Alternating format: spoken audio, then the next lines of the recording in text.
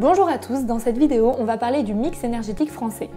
Le mix énergétique représente la répartition des différentes sources d'énergie primaire, énergie fossile, énergie renouvelable ou encore énergie nucléaire, qui sont utilisées afin de répondre aux besoins énergétiques d'une zone géographique.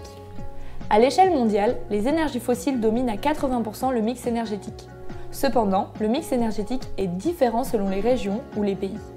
Le mix énergétique en France est donc bien différent de celui de l'Inde, de la Russie ou de la Chine ou encore des États-Unis.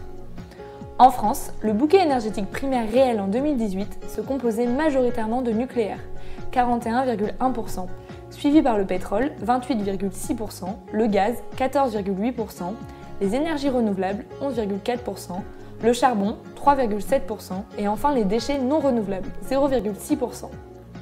Sur le territoire national, le nucléaire représente une grande partie du mix énergétique et est au cœur de nombreux débats.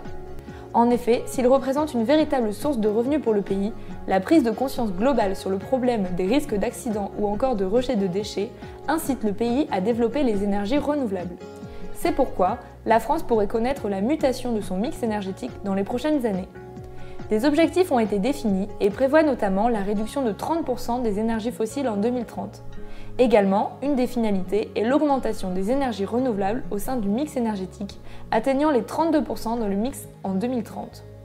Pour ce faire, un des objectifs est la diminution de l'énergie nucléaire. Une première étape vise à faire passer la part du nucléaire de 70 à 50% dans la production d'électricité en 2035.